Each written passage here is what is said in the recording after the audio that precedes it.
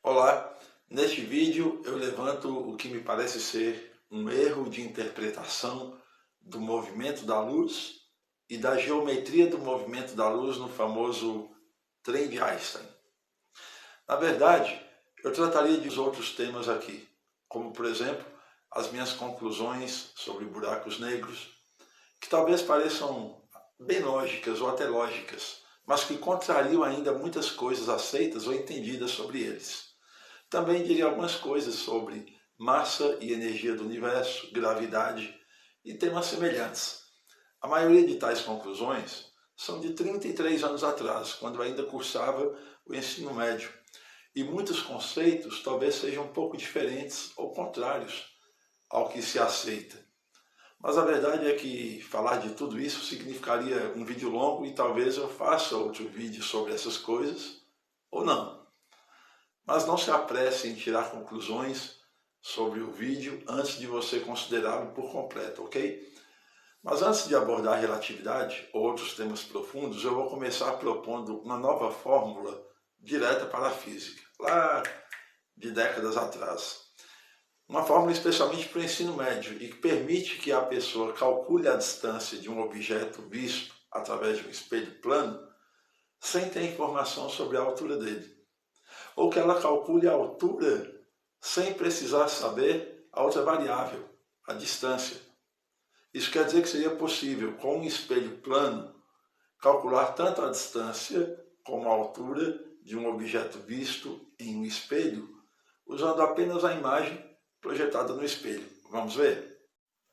Muito bem, para resolvermos essa questão aqui, nós vamos ter um poste e não sabemos a distância em que ele está e não sabemos também a sua altura.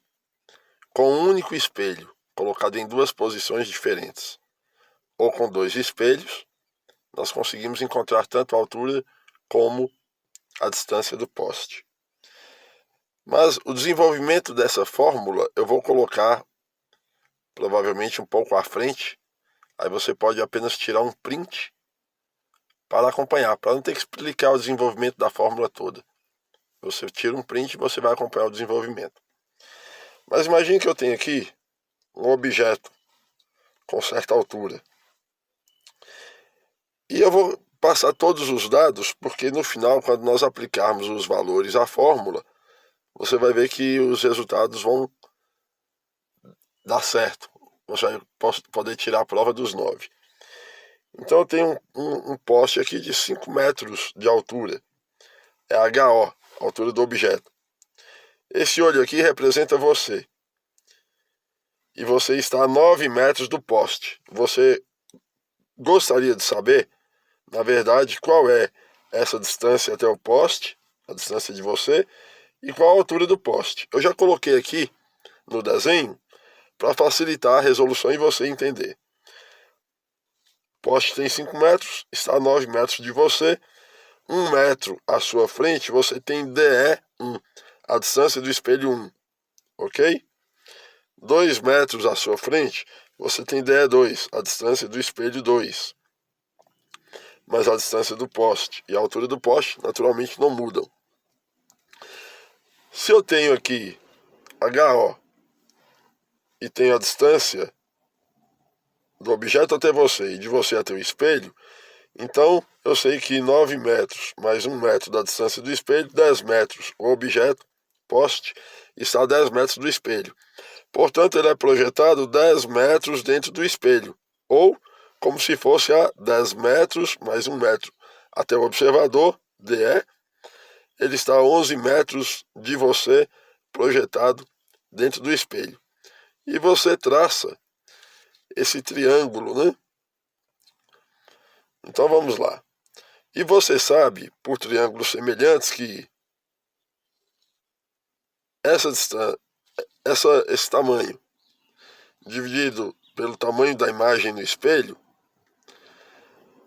é igual à distância do olho aqui, que é o vértice, né? Até o centro da imagem, dividido pela distância do olho até o espelho.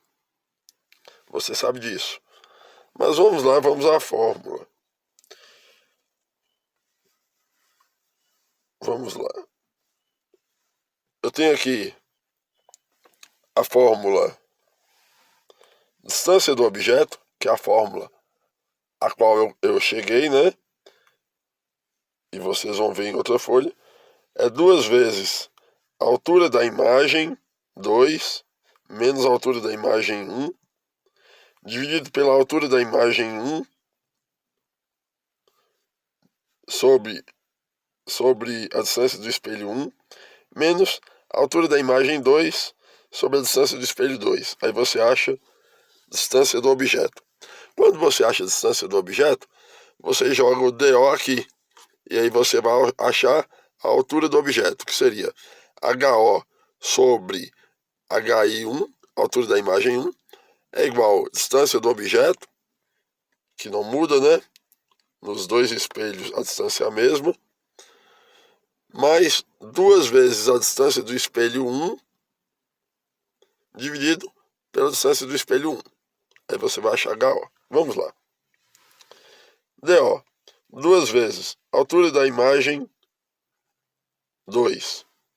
Eu já vou dar todos os resultados para jogar na fórmula e depois eu mostro a dedução da fórmula, tá? Para facilitar. A altura da imagem 1 por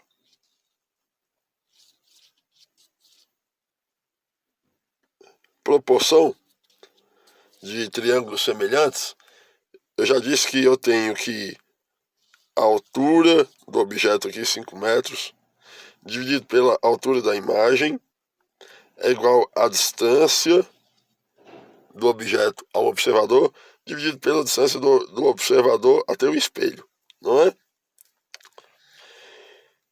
Então, se você fizer os cálculos, 5 metros dividido pela altura da imagem vai ser igual, nesse caso aqui de baixo, 13 metros, porque o objeto está a 9 mais 2, está a 11 metros, ele é projetado 11 metros para dentro do espelho, você está a 2, então 2 mais 11, 13. 13 metros dividido por 2. Então, 13 dividido por 2 é 5 dividido por HI2. Eu já fiz a conta, dá 0,769. Aqui a conta também deu 0,4545. Então vamos fazer o seguinte, já jogo os resultados aí dentro. 2 vezes 0,769 menos 0,4545 dividido por 0,4545 sobre 1 menos 0,769 sobre 2. Se você desenvolver esse cálculo, vai achar qual o resultado? 9 metros, ok? Aí eu vou usar essa fórmula aqui, que eu fiz aqui embaixo. HO sobre HI1 é igual DO mais 2DE1 sobre DE1. Então vamos lá. HO é o que você quer saber. HI1, eu arredondei aqui 0,4545 para 0,45. É igual distância do objeto. Qual a distância do objeto? 9 metros. Mais 2 mais 2DE1. 2 vezes. Quem é DE1? Distância do espelho 1 metro. Dividido por 1. Se você fizer os cálculos aqui, você vai achar 5 metros, ok? Então, o poste tem 5 metros e a distância do poste até o observador, 9 metros. Agora você pode acompanhar aqui o desenvolvimento da fórmula e, naturalmente, aplicando essa fórmula a qualquer questão em que você tenha a sua distância ao espelho, ok?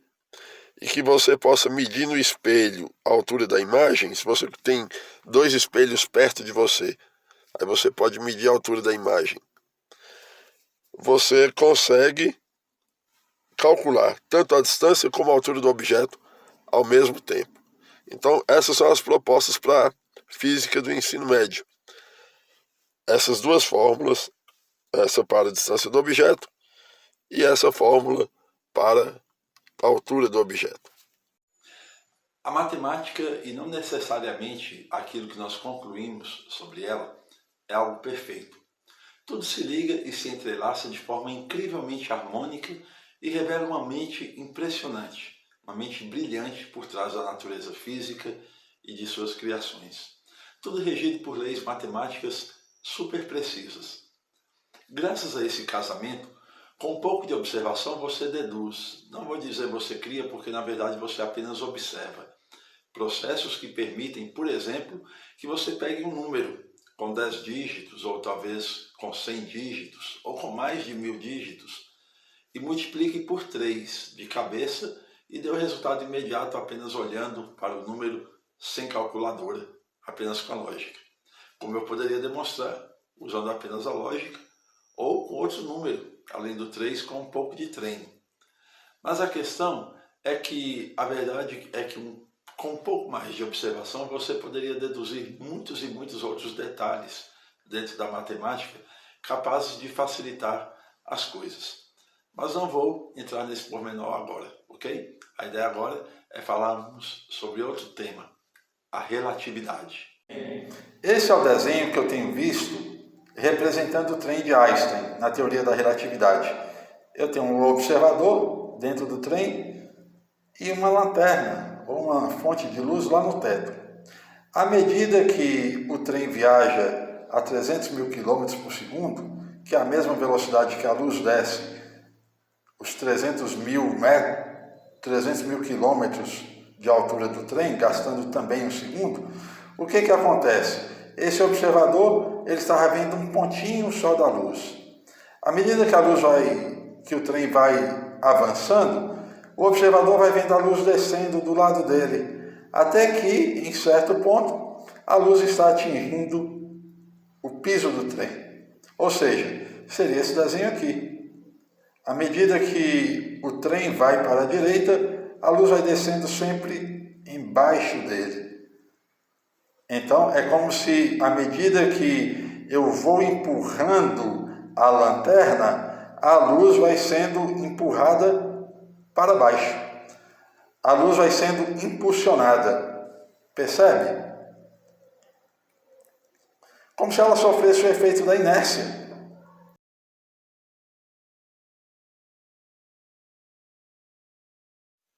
Preste atenção a esse desenho. Vamos fazer de conta que você é uma pessoa aqui no meio e que você está girando o seu corpo de forma bem rápida, segurando um barbante com uma esfera amarrada na ponta. E à medida que você gira, chega nesse ponto aqui, o barbante se rompe. A pedra vai adotar qual direção? Será que ela vai seguir em linha reta aqui? Ou ela vai sofrer o efeito da inércia e escapar na tangente aqui? É lógico que ela vai escapar na tangente. O motivo desse desenho ser curvo é outro, tá? Mas você já entendeu a ideia. Agora vamos dizer que você esteja segurando uma lanterna acesa e você está girando o seu corpo à velocidade da luz. Será que à medida que você gira o seu corpo, esse primeiro pontinho de luz, esse primeiro pulso de luz, ele vai aumentando a distância, de forma que quando você estiver aqui, esse ponto de luz seja esse? Será que a luz vai sofrer o efeito da inércia? Será que a luz vai sair na tangente, acompanhando o movimento da lanterna? Ou ela simplesmente sai aqui na perpendicular a uma reta tangente? Agora vamos continuar com esse desenho. Você está girando com a lanterna, você está girando a velocidade da luz no sentido anti-horário. A luz que saiu desse ponto número 1, o que vai acontecer com ela? Naturalmente, se ela sai primeiro do que essa do número 5 aqui, então quando essa luz estiver começando a sair da 5, a luz que saiu do ponto 1 já estará lá na frente, ou seja, quem sai primeiro vai mais longe. E essa luz aqui, ela não vai sofrer o efeito da inércia, né? Ela não vai sair na tangente e vai aumentando o último feixe para ele ficar maior e aquela fica só aquele primeiro pontinho. Como se ela estivesse sofrendo o efeito do deslocamento da lanterna. Não. O movimento da lanterna, giratório ou em linha reta, não tem nada a ver com o movimento do feixe que foi emitido. No ponto em que o feixe foi emitido, ele segue em linha reta, mesmo que você esteja à velocidade da luz. Então o feixe aqui na frente vai ser sempre menor do que um que saiu primeiro do que ele, certo? Mas no trem de Einstein, a impressão que se dá é que à medida que o trem está viajando à velocidade da luz e, portanto, a fonte de luz, que poderia ser uma lanterna, por exemplo, lá no teto, vai viajando à velocidade da luz, ela vai carregando um feixe de luz cada vez maior, como se do lado de fora, alguém vendo por cima do papel, fosse ver, na verdade, essa reta aqui. Só que, na verdade, nós vimos que não é isso que acontece quando a luz escapa. O primeiro feixe não vai sofrer o efeito da inércia e vai escapando pela tangente, acompanhando o movimento da lanterna, de forma que no início é só um pontinho e no fim é uma distância muito maior percorrida. Então não é isso não. No início só um pontinho e no fim uma distância maior percorrida.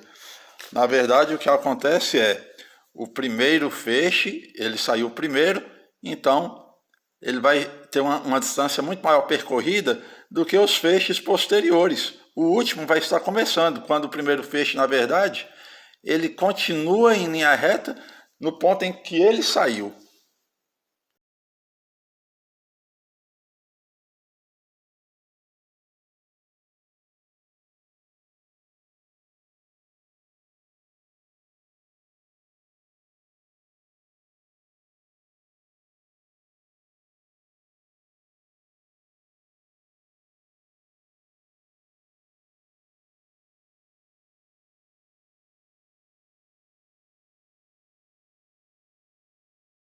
Pense em dois objetos no céu, o objeto A e o objeto B. E aí o que nós vamos fazer? Quando se faz uma reta ligando esses dois objetos, e depois uma reta de cada um deles, ligando até um observador, que é você, nós teremos então um triângulo. Imagine ainda que a distância entre você e cada objeto seja como está aqui, 300 mil quilômetros entre você e B, 300 mil quilômetros entre você e A. Distância que a luz percorre em 1 segundo. E a distância entre os dois objetos, entre A e B, é de 450 mil quilômetros, ou 1,5 segundos a velocidade da luz. Agora imagine que você tenha em mãos um aparelho parecido com uma lanterna. E aí você vai colocar a lanterna aqui. Em determinado momento eu vou falar que você vai acender a luz da lanterna e vai girar a lanterna para ela parar de apontar em A e apontar em B. Mas vamos lá. Você vai imaginar que tem uma lanterna em mãos e ela vai ser usada para transmitir informação tanto para A quanto para B, onde existem aparelhos receptores. Então você vai mirar inicialmente a lanterna lá para o objeto A, ok? Você mira e dispara a luz. Então a luz vai ser recebida e vai ser decodificada como uma mensagem. Aí você mira a lanterna em A e acende a luz. Imediatamente você vai fazer o quê? Você vai começar a girar a lanterna para apontar para B. E você vai gastar 1 segundo para fazer esse movimento de giro, ok? Você vai gastar 1 segundo. Então perceba que quando você mirar a lanterna para B, já que você gastou 1 segundo para fazer aquele movimento giratório, então também a luz terá gasto 1 segundo para sair da sua lanterna e chegar em A. Então quando a luz estiver chegando em a sua lanterna estará começando a emitir luz no sentido de B. Vamos repetir a ideia de outra forma para você entender bem um ponto. Eu tenho uma lanterna que aponta para A, está apagada. Quando eu ligo a lanterna, a luz vai gastar 1 segundo para chegar em A. Quando a luz chega em A, tem um espelho apontando para B. E aí a luz vai gastar 1,5 segundos, a luz refletida pelo espelho, para chegar em B.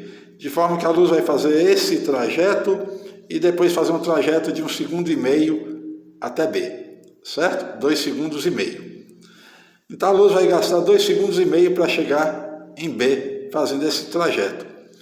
Mas acontece que eu ligo a lanterna. Quando eu ligo a lanterna, eu gasto 1 segundo para girar a lanterna para B.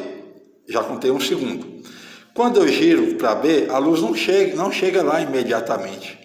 Assim que ela aponta para B, o raio que sai daqui em sentido a B vai percorrer mais 300 mil quilômetros, vai gastar mais 1 segundo.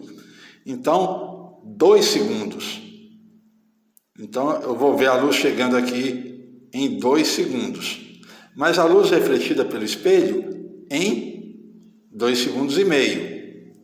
Então, a luz que veio da lanterna que chegou primeiro. Mas o que acontece? Quando eu estou girando a lanterna, o que vai acontecer? Eu vou provocar um feixe de luz que vai fazer um risco no espaço sideral, que, olhando aqui de fora do papel, seria esse risco aqui. O mesmo que vai ser percorrido pelo reflexo do espelho. E o reflexo do espelho vai gastar 1,5 segundos para fazer o trajeto. Mas o risco que você e eu estamos enxergando por fora do papel e que vai ser visto aqui por um observador em B, que vai ter um receptor para receber a mensagem, ele vai gastar o mesmo tempo que você usou para fazer o giro. Se você gastar 1 segundo para fazer o giro, essa luz vai percorrer, vai fazer um risco lá no céu, em uma parede lá no céu, entre A e B, ela vai fazer um traçado em 1 segundo. Se você gastar 1/10 de segundo para girar, quando essa luz aparecer riscando a parede ou o céu entre A e B, vai gastar o mesmo tempo do giro, 1/10 de segundo. Ou seja, a luz que fez um trajeto, um risco no céu, ela está andando mais rápido ou viajando mais rápido do que a própria luz. Percebe isso? Se ela gasta 1 segundo para percorrer 450 mil quilômetros, então ela está andando mais rápido do que a própria luz. Por isso, o observador em B vai receber um sinal em 2 segundos e depois vai receber o sinal de 2,5 segundos. Percebe a ideia? E se eu agora aumentar a distância em que está o meu objeto A e o meu objeto B? Digamos que eu esteja me referindo a galáxias distantes, de verdade, milhões de anos-luz do observador. Eu nem anotei aqui qual a distância, ok? Mas por triângulos semelhantes, eu sei que quanto maior a distância, maior será aquela parede imaginária que representará o percurso feito pela luz, certo? Então vamos imaginar agora que eu aponto para A, para uma galáxia muito distante, ok? E em 1 segundo eu faço novamente esse movimento, apontando para B. Naquela parede próxima nós vemos a luz aqui, ó, essas bolinhas, são os pulsos de luz se encaixando um na frente do outro e percorrendo aqui de A para B. E a pessoa lá em B, e um receptor, vai receber a mensagem e decodificar, como se a luz percorresse 450 mil quilômetros em 1 segundo. Mas alguém muito mais distante, quando você fez esse movimento de 1 segundo, a luz também vai fazer esse movimento aqui, ó, muito mais distante. Digamos, 700 mil quilômetros em 1 segundo. Eu não coloquei distâncias que separam galáxias aqui, tá? Coloquei uma distância razoável, menos que o dobro. Você percebe pelo desenho do triângulo, tá? Só que tem um detalhe. Na verdade, as distâncias são maiores. Então aqui a luz percorreria mais de 450 mil quilômetros, porque ela não faz, na verdade, esse trajeto aqui, tá? É porque havia uma parede. A luz, na verdade, se ela percorreu 300 mil quilômetros aqui, ela vai percorrer 300 mil quilômetros em qualquer ponto, porque esse será o raio do seu desenho. Então ela vai fazer um semicírculo que é muito maior.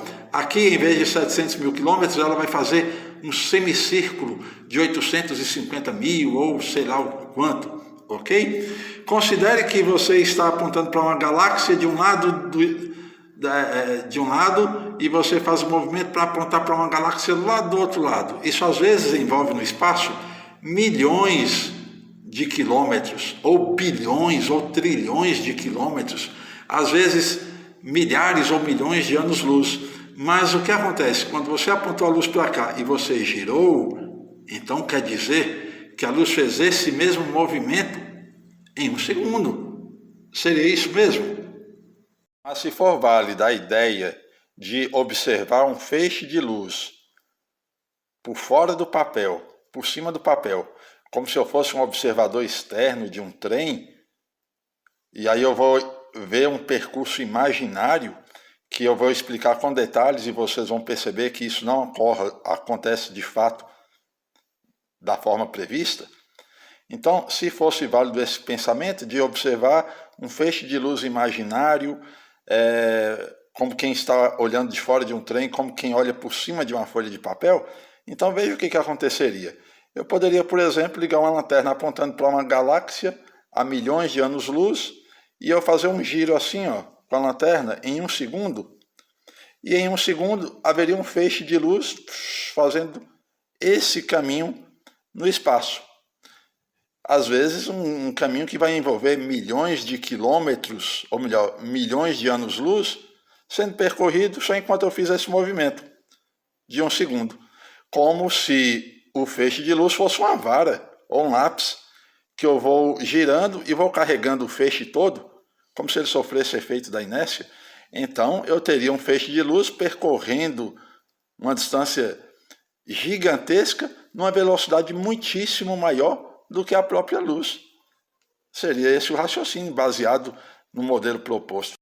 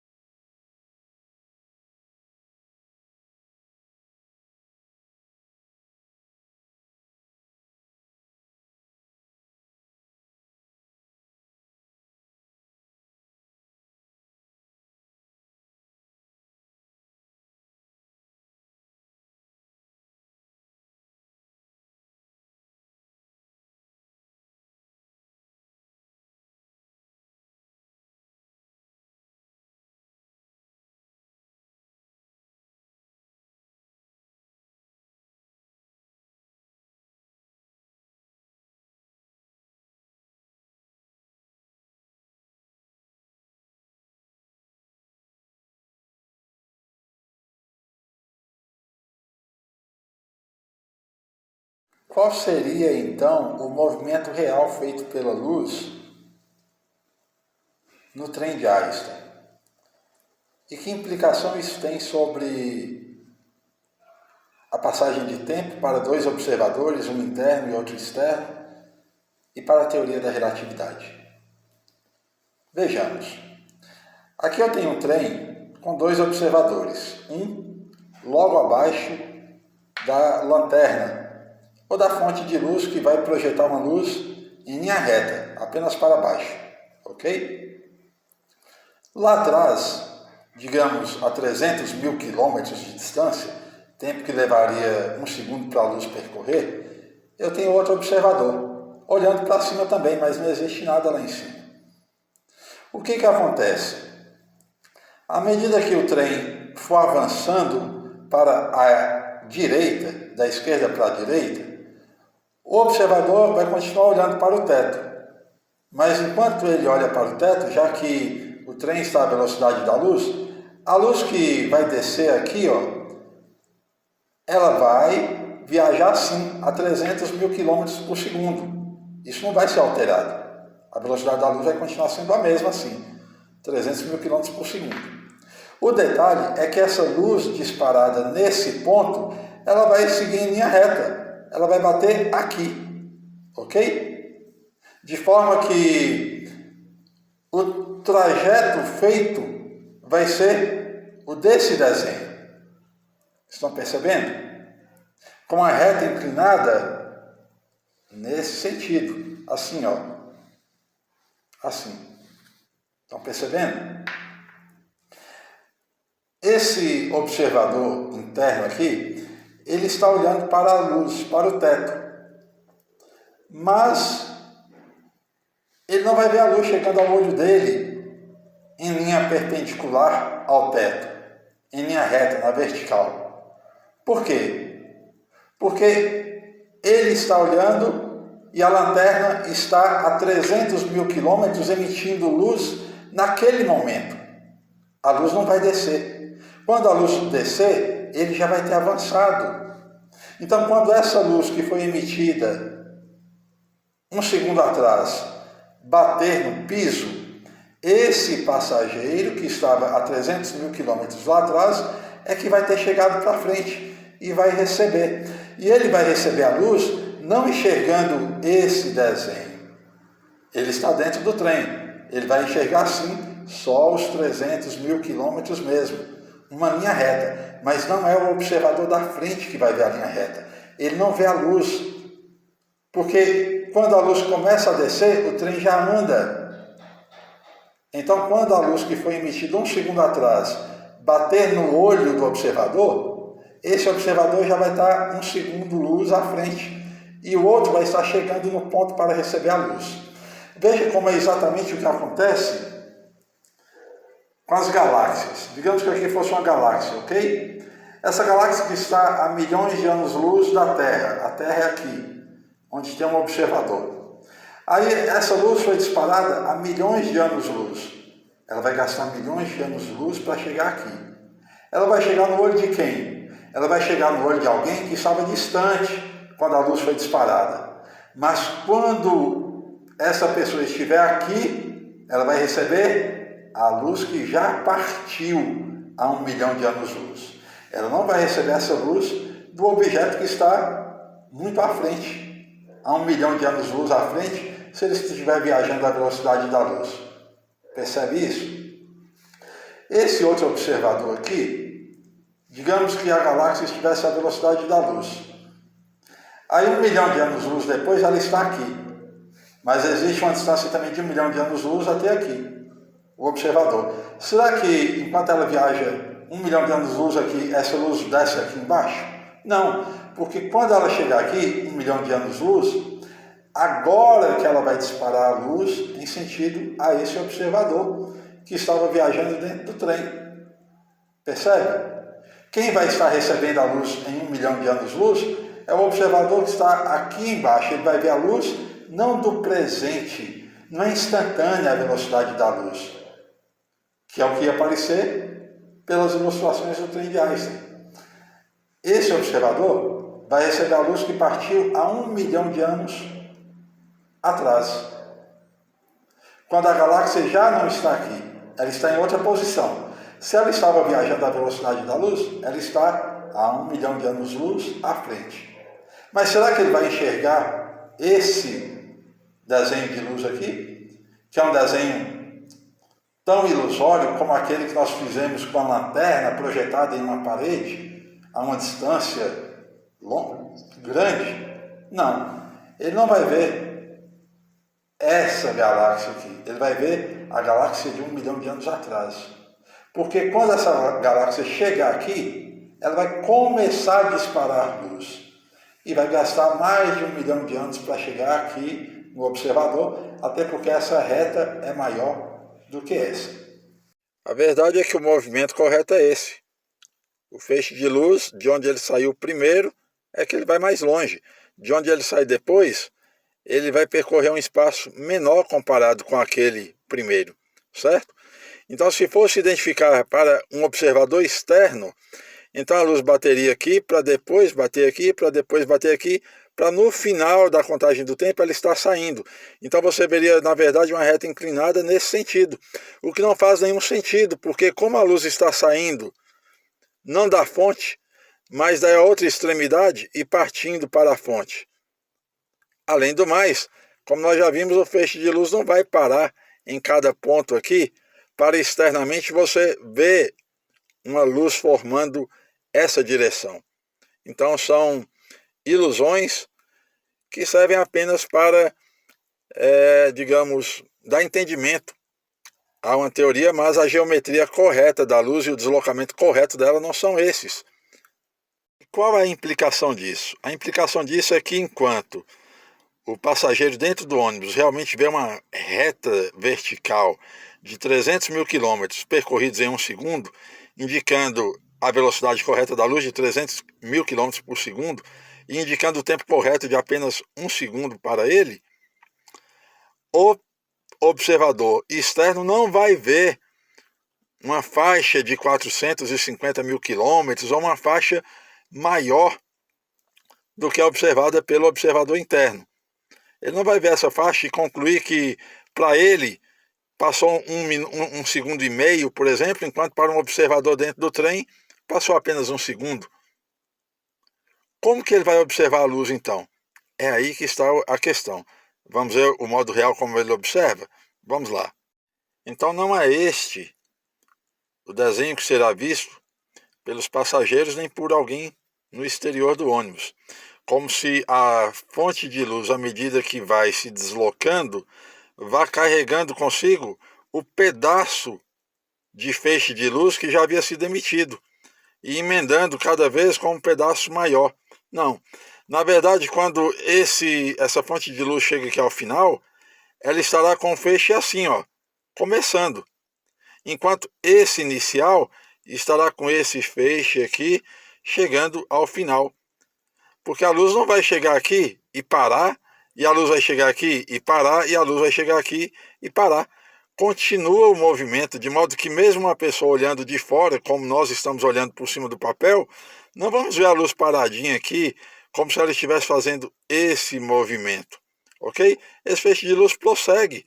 Então por que quando chegar esse aqui, eu irei ver esse parado aqui? Não, se quando esse estivesse chegando aqui ao final, eu pudesse identificar a posição real desse feixe aqui, ele já estaria muito lá embaixo, entende? Então, não há, na verdade, esse deslocamento aqui para quem vê do lado de fora. A implicação disso no trem de Einstein é muito simples. O observador externo, ele não vê a luz do modo como você e eu estamos olhando por cima do papel. Ele vê a luz, captando a luz com os olhos dele. Ele vai ficar parado? Vai sim. Mas está vendo essa fonte de luz aqui? A 300 mil quilômetros do piso do trem? Pois é. Está vendo esse passageiro aqui a 300 mil quilômetros atrás desse que estaria recebendo a luz se o trem estivesse parado? Quando o trem viajar à velocidade da luz, 1 segundo depois, esse passageiro vai estar aqui, recebendo a luz que estará chegando ao piso. Então imagine que exatamente embaixo desse passageiro haja um buraco para a luz atravessar o piso do trem, ok? Mas quando o trem estava parado, você colocou um passageiro deitado aqui, em linha reta, para ficar deitado debaixo do trem e receber a luz que vai sair lá do teto. Ele vai ficar parado. À medida em que a luz for descendo, o que vai acontecer? Vai chegar um momento em que aquele passageiro lá de trás vai estar vendo a luz e o passageiro debaixo do trem, deitado no piso, o trem tem mais de 2 metros de altura ao piso, então ele está seguro. Tem um buraco aqui e ele percebe a mesma luz, o mesmo percurso de 300 mil quilômetros. E ele, assim como o passageiro que estava viajando lá atrás, percebe uma luz que saiu há 1 segundo atrás, enquanto a fonte já está lá na frente. Ele está recebendo a luz da mesma forma que nós recebemos a luz de uma galáxia distante. Simples assim. Ou seja, ele está parado, mas ele vê a luz viajando a 300 mil quilômetros por segundo, porque ele está numa posição com um buraco aqui no trem que permite que ele veja a luz chegando aos olhos dele. Percorreu 300 mil quilômetros em um segundo, então está tudo bem. O tempo para o passageiro é o mesmo tempo para o observador externo. Agora vamos ver a implicação se a ideia de que a passagem do tempo é diferente para o passageiro e para um observador externo. Daquele modo tradicional, feito pelo entendimento do trem de Einstein, que seria isso aqui mais ou menos. Vamos ver a implicação disso? Vamos lá. Se as interpretações feitas pela teoria da relatividade, não estamos aqui questionando os experimentos comprovarem a teoria. Estamos questionando até que ponto está correta, baseado no experimento, ou melhor, na experiência visual, na interpretação geométrica do deslocamento da luz, considerando um passageiro dentro de um trem e um observador externo, o que pode gerar, talvez, implicações para a teoria, para se levantar outros questionamentos, ok? Mas vamos lá. Perceba que se a interpretação da teoria da relatividade, de que há diferença de tempo para o passageiro externo em relação, ou melhor, para um observador externo em relação a um passageiro, por causa do deslocamento feito pela luz, pela geometria, pelo modo como o deslocamento é visto, então eu diria que há diferença de passagem de tempo para dois passageiros dentro do próprio trem, ambos viajando à velocidade da luz. E vou demonstrar isso da seguinte forma. Vamos imaginar dois passageiros dentro do mesmo trem viajando à velocidade da luz. Nós temos aqui uma luz, duas fontes de luz, uma disparando um feixe na vertical e a outra inclinada 45 graus. O que acontece nós já vimos. Quando esse feixe é disparado, o trem continua percorrendo a sua distância, o feixe é independente, mas uma pessoa lá de trás vai chegar aqui e ver uma linha reta de 300 mil quilômetros, correspondente a um segundo. De forma que o desenho da luz será exatamente o que está aqui. O inclinado também será visto por alguém que está lá atrás, mas será visto como uma reta de 45 graus inclinada. Então vamos ver. Aqui nós teremos 300 mil quilômetros, uma reta inclinada de 45 graus para uma altura de 300 mil quilômetros e o trem avançou 300 mil quilômetros, nós teremos uma hipotenusa cujos catetos são 300 mil de um ângulo de 45 graus, que dá 300 mil vezes raiz de 2, que é 424 mil quilômetros. Ok, vamos prosseguir então. Quando esse observador dentro do trem vê uma reta de 300 mil quilômetros, que corresponde a um segundo da luz, viajando, o observador externo, você veria o quê? Veria 300 mil aqui para frente, você veria essa reta aqui, inclinada de 424 mil quilômetros, que corresponderia ao seguinte: se o passageiro vê 300 mil quilômetros percorrido pela luz e você vê 424 mil quilômetros, então existe uma diferença entre o tempo do observador externo e o do passageiro de 41,42%, que é a diferença que existe entre as distâncias, ok?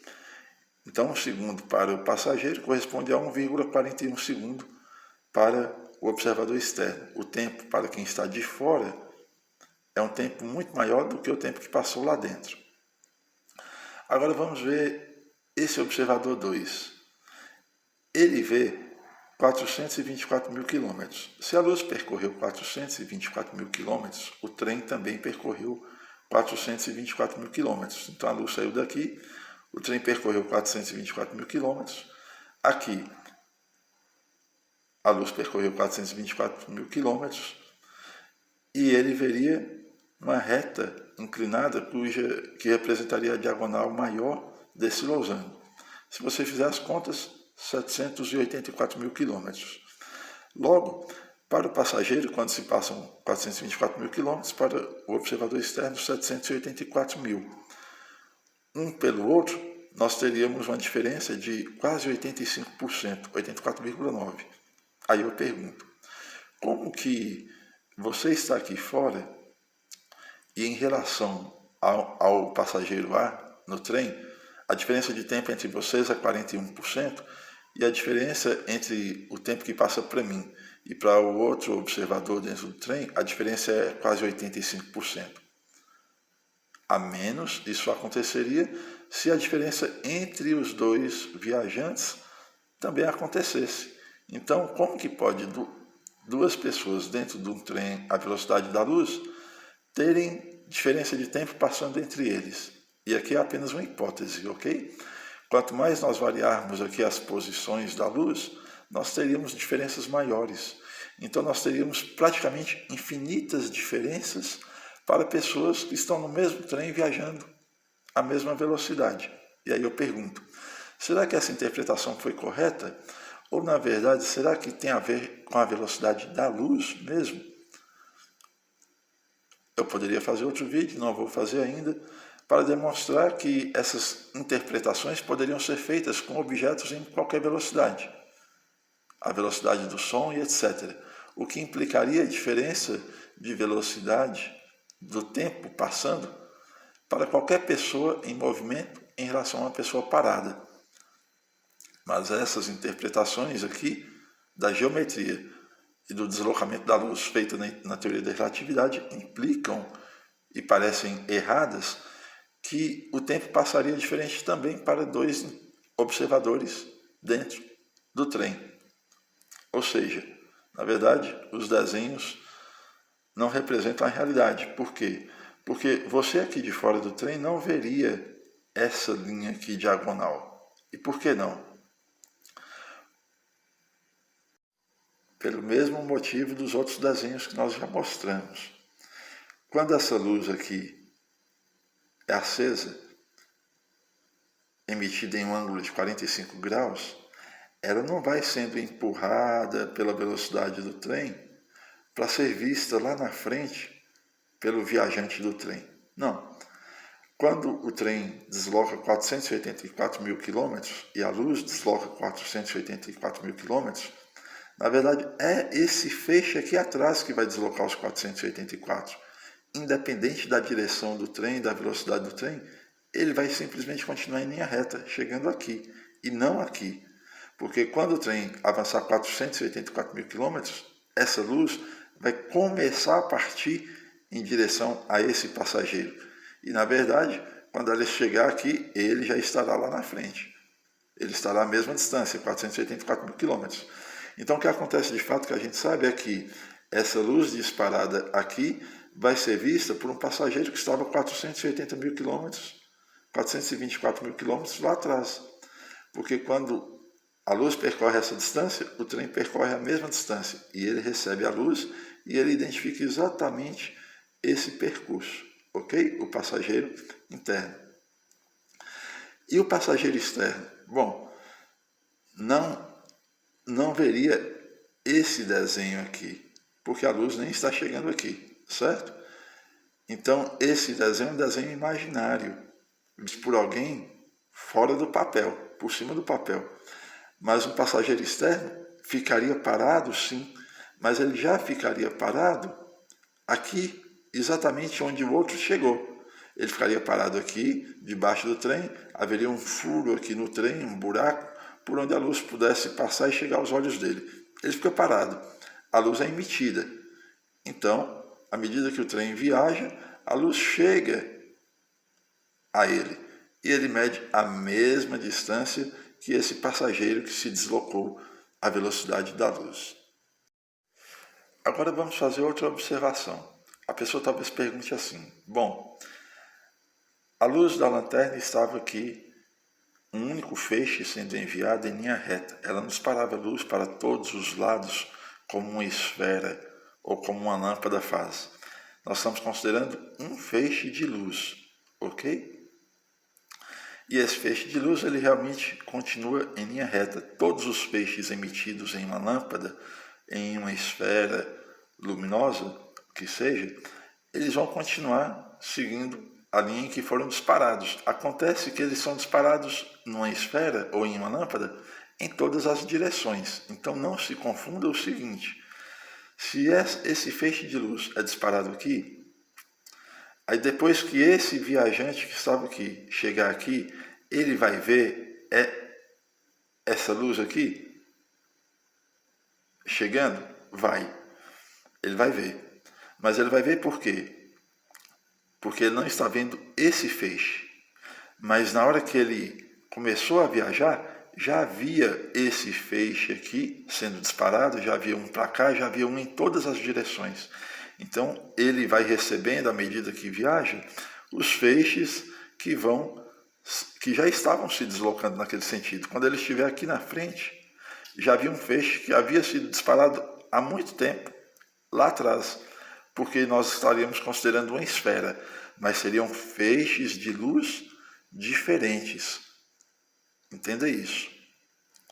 E a interpretação e o cálculo não pode se basear em feixes de luz diferentes, porque eu estou considerando esse feixe viajando. E aí você não pode depois considerar o efeito de outro feixe, porque cada um tem uma distância diferente percorrida. Entenda isso. Então, para não delongar e tornar esse raciocínio muito extenso, embora haja várias outras questões a serem levantadas aqui, e não falei até para não tornar tudo isso exaustivo, eu quero frisar uma coisa.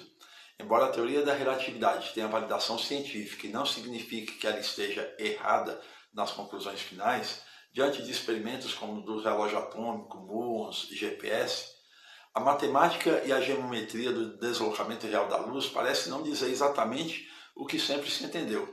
Ou seja, a construção do trem de Einstein parece não representar com precisão o comportamento real da luz e parece se apoiar em uma interpretação que associa emissão e recepção como atuais e desconsidera o atraso temporal real da propagação da luz e da independência dos feixes.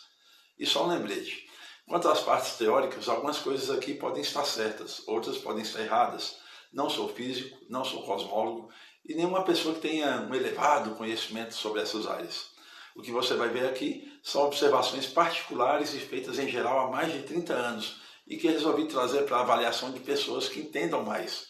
Assim, eu estou ciente de que posso estar equivocado em algumas conclusões antigas e feitas com base em observações pessoais de alguns fenômenos e de comportamentos de entes da física, como a luz, ou com base em experimentos simples e com um pouco de intuição. Inclusive, algumas ponderações dizem respeito a temas profundos também para mim, como alguns conceitos da teoria da relatividade. E por isso, as considerações de pessoas mais preparadas do que eu para esclarecer ou corrigir falhas nos pensamentos são bem-vindas. Portanto, se você não é alguém que entende de modo um pouco profundo do assunto, não se baseie no entendimento deste vídeo daqui para frente, ok? São ideias a serem consideradas, raciocínios a serem avaliados, especialmente com estudo, se parecer justificável, por aqueles que estudam e entendem dos conteúdos de uma forma mais aprofundada.